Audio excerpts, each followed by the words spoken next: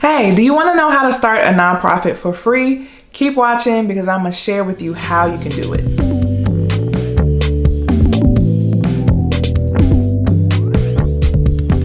Hey, I'm Tiffany with Boss on the Budget. I help new and small nonprofits get up and running. If you need help with your nonprofit, make sure you subscribe to my channel because I drop videos every week to help you start your nonprofit, but also to give you strategies for raising money for your nonprofit. And so today I want to talk about how to start your nonprofit for free. I do want to share that if you're looking for steps to starting your nonprofit, make sure you check out my video, How to Start a Nonprofit. I break it down.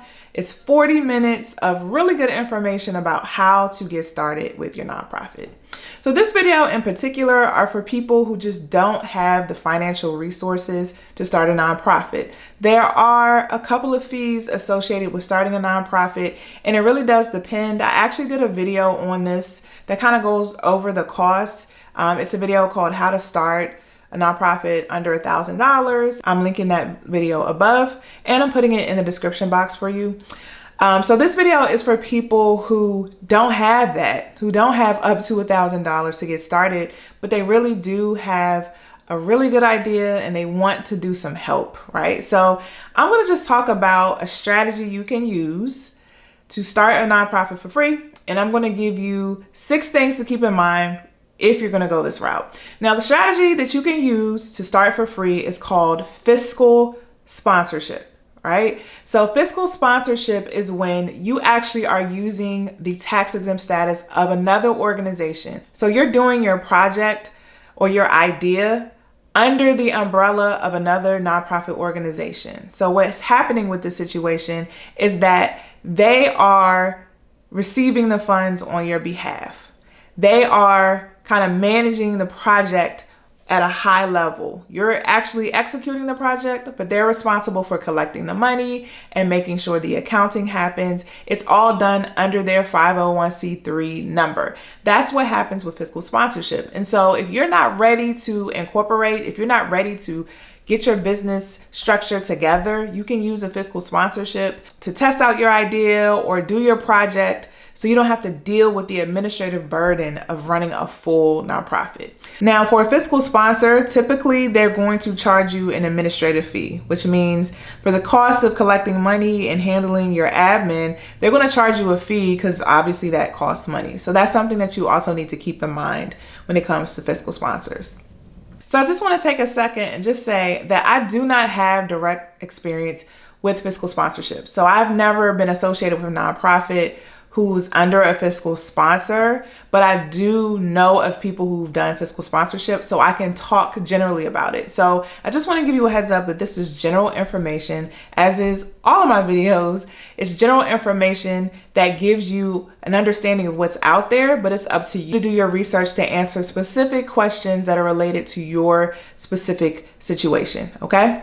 So if you are hearing about this for the first time and you're like, wow, I didn't know. So I don't have to worry about the paperwork. I don't have to worry about paying for stuff. I can just use somebody else's 501c3. Why didn't you tell me, Tiffany? I'm telling you now. So if you're interested in doing that, I'm going to give you 6 things you need to think about. Okay. So just like with anything, it may sound good, but it may not be good for you. So you got to assess your specific situation and see if it's a good move for you. First thing you need to think about is making sure that the organization that you're working with is aligned with your purpose, okay? It's aligned with the mission of the work that you're doing or the goals of the project that you have. So a nonprofit needs to conduct activities and collect money on activities related to its charitable purpose. So if it starts to collect money that's not related to its charitable purpose, then that nonprofit could put their 501c3 status in jeopardy. So it's not just that any nonprofit can assume your project or your idea as their own as a fiscal sponsor. It does have to fall under their charitable mission. It does have to be aligned with their goals. So that's just one thing to think about. There are some organizations where that's their mission, is to be a fiscal sponsor for nonprofits. So they're a little bit more open and have more broad criteria about who they will accept.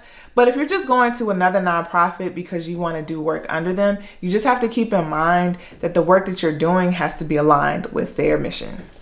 And alongside that, before I go to number 2, you just have to keep in mind that their own board, their top administration has to agree, right? It's not like, oh, we both have good missions. This is a win-win for both of us. Why wouldn't the nonprofit do this? They have to be in the right season. They have to be in the right time to want to be able to accept this, because they have to handle a lot of the risk. So technically, they are raising money on your behalf. They are collecting donations on your behalf.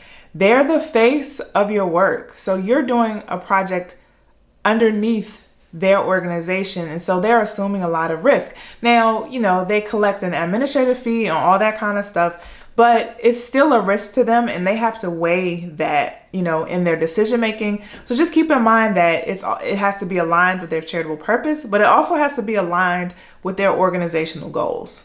So the second thing I want you to keep in mind is that you need to be smart and strategic about the fiscal sponsor that you choose. There are a lot of different types of fiscal sponsors, but the best are those that will mentor you throughout the process. So usually people who start out with a fiscal sponsor eventually know that they're going to start their own nonprofit. They're just not ready yet. So the best situation is for you to find a fiscal sponsor who's willing to mentor you through that process, to give you insight about how to start, how to set up your administration, how to structure yourself, what policies you should have. They should be making connections for you. They should be mentoring you on how to develop relationships that are important for fundraising and just for expanding your reach.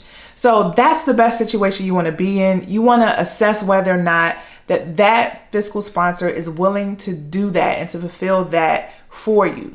If you're working with a nonprofit and they're just accepting money for you, you're probably not going to get a lot of value out of that relationship. You may just be looking for that, for someone to be able to accept money for you so you can do the work that you need to do. But again, the best situation is someone who can help see where you are and guide you through your startup process. The third thing I want you to keep in mind is that the fiscal sponsor is accepting money for you. So they're accepting money, whether that be grants, whether that be donations. So when people give, or when grant funders give to you, they're not giving directly to you. They're giving to the fiscal sponsor. They're giving to that organization. And this has a couple of implications. Some grant funders will not give if the organization has a fiscal sponsor. Some grant funders would prefer to give money directly to the organization, right? Number 2, if a donor sees the work that you're doing, but see that they have to give their money to another organization, it may be confusing to them. So you may be branding yourself as Program A, but in order to support Program A, you have to support Organization B. And when they see Organization B, when it's time to donate, that may throw them off and that may be confusing to them. Now, there's always workarounds around stuff like that, but that's just something I want you to keep in mind, that the organization that they're giving their money to and releasing their money to is not going to be under your name or anything like that as a nonprofit. It's going to be under the fiscal sponsor's name. Number 4 actually relates to this, and it's around the contact information of your donors and your grant funders. So a huge key to fundraising is maintaining a relationship, thanking and acknowledging people. So when people give to your organization, you want to make sure that first of all, you have their contact information, whether that be their address, their email, or their phone number, or all 3. And you want to have a way to thank them and then continue to update them on the work that you're doing so that you can encourage them to give again and again and again. And if a donor is not giving directly to you and they're giving to the fiscal sponsor, you don't always have direct access to the contact information. So it's important for you to make sure in your agreement that you have with your fiscal sponsor that you are able to access the contact information for whoever gives to you. And also just keep in mind around the timing, right? So they may provide that information, but they may provide it 2 months later. And that's not good for you either, because when you thank people, you want to thank them almost immediately. So that's also something that I want to highlight for you, that you need to keep the contact information in your own database of people who give to you. And there needs to be an easy and an efficient way that the fiscal sponsor can give that information to you. Number 5, I want you to keep in mind that a fiscal sponsor can be a really great way for you to test out your idea or to see if your idea is viable. So a lot of times when I talk to people on the phone, they'll ask me, they'll say, well, Tiffany, does this sound like a good idea? And I can generally say, yeah, that sounds okay. But I don't live in your area necessarily, and I'm not necessarily your target population. So a lot of the work that you do as a nonprofit, and I talk a lot about this in my videos, those who've been watching me for a while should know this, is that you kind of have to assess for yourself. Do your assessment in your community to see if this is something that's really worth doing. Is this something that people are even asking for or even need? So instead of jumping right into starting your nonprofit, if you want to test the waters, then you having a fiscal sponsor gives you the time and the space to do that, right? Maybe you want to try some things out. Maybe you want to build out your contact list or your list of supporters first so that you can get money to raise money for a startup for your fees and things like that.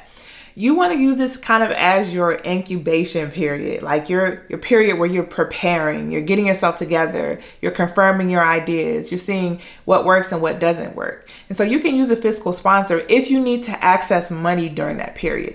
If you need people to donate you and the people need the benefit of having the ability to deduct that on their taxes, if you need that in that period, then a fiscal sponsor can really help you for that.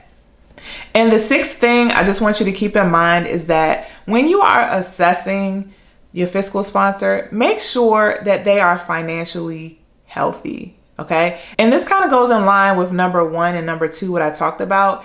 It's the whole idea that you need to assess whether or not this is the right kind of relationship for you. So you need to look closely at the organization and see, is it a good fit for you? So it's not just about whether or not you're a good fit for the fiscal sponsor. You need to do your due diligence to see if this is the best organization you want to work with. You want to know that the organization that's collecting money on your behalf is actually responsible with that money and has a good history of using those funds responsibly. What if something shady happens with the money? What if that organization doesn't have tight controls or isn't managing any conflicts of interest, or they use the money that they collected on your behalf inappropriately? That's going to reflect poorly on you and on your project. And then even worse, you're not going to be able to do your project if they use the money irresponsibly. So you also just want to assess like how financially healthy the organization is. In some ways you can do that is by looking at their 990 tax form and looking at how much cash they have, how many liabilities they have, looking at their revenue and their expenses for the year, and also looking at their board. You can see if there are enough people on the board to help manage conflicts. You can assess whether or not there are inappropriate relationships on the board, because that's kind of the checks and balances of the organization. So there are a couple of things that you can assess to make your decision about whether or not you want to move forward with a particular fiscal sponsor. You have to do your due diligence first, because whatever happens with that organization, especially when it comes to collecting money, is going to be reflected on your project, and you don't want anything to be poorly reflected on your project. Okay, so I hope that was helpful. I by no means went through every little thing you need to know about for a fiscal sponsor, but I just wanted to give you a broad overview so you at least know what it is and you can do more research to figure out if it works for you. If you're ready to start your nonprofit, make sure you check me out at www.bossonthebudget.com. I have a bunch of resources for you. Workbooks, toolboxes, all kinds of things to get started. For example, I have a nonprofit startup workbook, which actually follows my how to start a nonprofit video. And it walks you through the process of planning for your first year for your nonprofit. So if you need help with that, make sure you check it out in the description box below. Thank you so much for watching, and I will see you in the next video.